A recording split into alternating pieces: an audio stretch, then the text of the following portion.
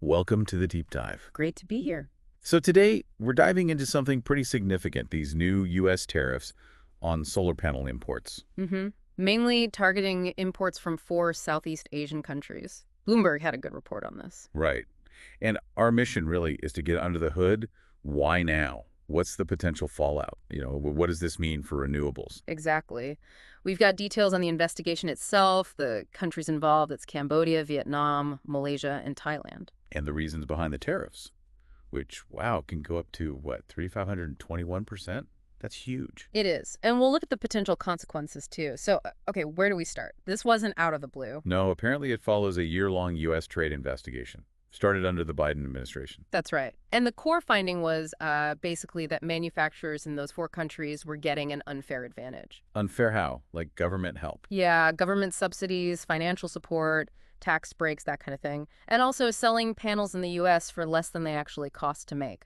Okay, so that's the anti-dumping and countervailing duties part. Precisely. The idea behind the tariffs is to counteract those practices, level the playing field, so to speak. And U.S. solar manufacturers were really pushing for this, weren't they? They definitely were. They initiated the investigation, arguing they couldn't compete fairly. So the Commerce Department crunched the numbers and came up with these specific rates.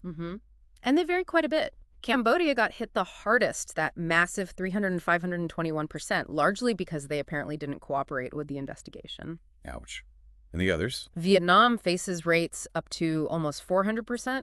Thailand, around 375%. Malaysia's is lower, about 34%. But still significant. Oh, yeah. And keep in mind, some specific companies within those countries might face even higher individual duties. It gets complicated. And the sheer volume we're talking about, these 4 countries supplied a huge amount, right? Enormous. The Bloomberg piece mentioned nearly $13 billion worth last year. That's about 77% of all U.S. solar module imports. 77%. So this isn't a small tweak. This is hitting the main supply line. Absolutely, which, from the perspective of U.S. manufacturers, is the whole point. Right. We saw that quote from Tim Brightbill, representing some U.S. solar firms. He called it a decisive victory. Yeah, he framed it as stopping cheating by Chinese headquartered companies operating out of Southeast Asia. He also mentioned the petition from the American Solar Energy Trade Alliance. So a clear win for the domestic producers, or at least that's the intention. That's the intention, yes. But there's another side to this. The developers. Yeah. The ones actually building the solar farms. Exactly. These are the companies that rely on those, well, cheaper imported panels to make their projects financially viable. So higher costs for them could mean fewer projects. Yeah. Or slower deployment. Potentially, yes. It introduces a lot more cost and, frankly, uncertainty into the U.S. renewable energy sector. It's another bump in the road, adding to existing policy shifts. And remember, those earlier tariffs under President Trump. Yeah, this isn't the first time we've seen solar tariffs create waves. So how are the companies in Asia reacting? Did they see this coming? It seems like they did anticipate something like this. We're hearing that some companies have already started shifting production. Moving operations. Where to? To countries not currently targeted by these specific tariffs. Think places like Indonesia, maybe Laos. Interesting. So the supply chain just adapts. It tries to.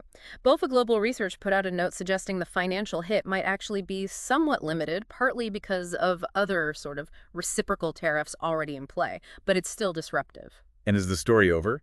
Could we see tariffs on these other countries soon? That's the big question. There's definitely talk about potential future investigations targeting places like India, Indonesia, Laos, the very places production might be shifting to. It feels like a game of whack-a-mole almost. It can seem that way. We saw a similar dynamic, didn't we, maybe a decade ago with tariffs directly on Chinese panels. Right, and manufacturers move production to Southeast Asia, ironically. Exactly.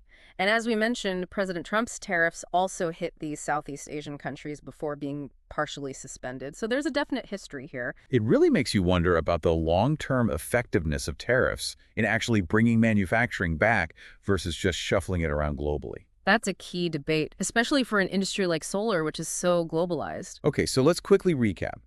Big new U.S. tariffs on solar panels from Cambodia, Vietnam, Malaysia, Thailand. Triggered by findings of unfair subsidies and dumping, can be extremely high rate. Intended effect.